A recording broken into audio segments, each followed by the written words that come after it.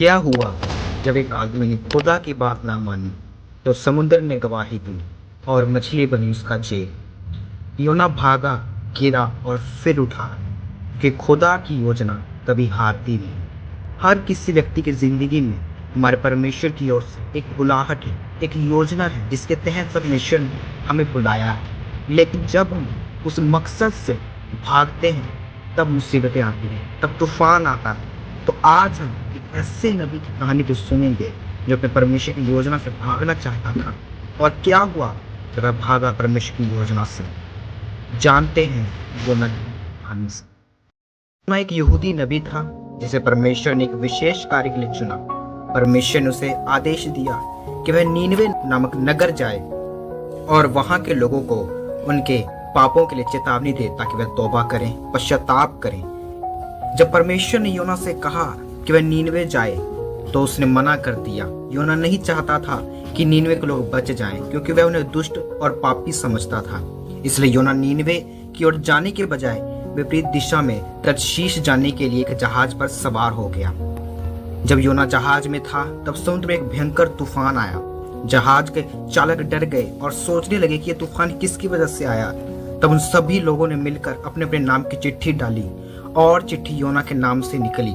जब उन्होंने योना से पूछा कि इसका क्या उपाय है कि हम इस मुसीबत से बच पाए, तो योना ने कहा कि तुम मुझे समुद्र में फेंक दो, तब ये तूफान शांत हो जाएगा।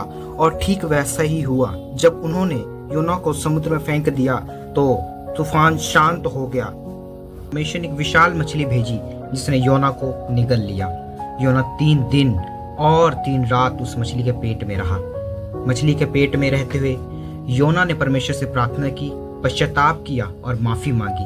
परमेश्वर ने उसकी प्रार्थना सुन ली और मछली को आदेश दिया कि वह योना को किनारे पर उगल दे। इस बार योना ने परमेश्वर की आज्ञा मानी और नीनवे गया। वहां जाकर उसने लोगों को चेतावनी दी कि अगर वह अपने पापों से नहीं लौटे तो 40 दिन में नगर नष्ट हो जाएगा। नीनवे के राजा और लोग डर गए। उन्होंने उपवास रखा, राख में बैठकर प्रायश्चित किया और परमेश्वर से दया मांगी।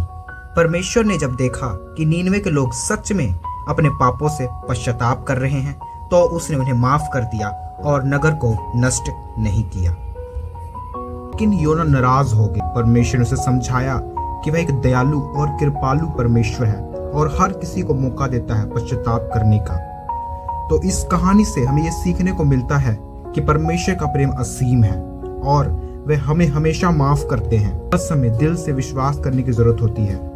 हम ईश्वर से भाग नहीं सकते। सच्चे पश्चाताप से परमेश्वर हमें माफ करते हैं। परमेश्वर की दया सब पर है, चाहे वो कितना भी बड़ा पापी क्यों ना हो। हमारे गुस्से और इच्छाओं से ऊपर है हमारे परमेश्वर की करुणा और दया।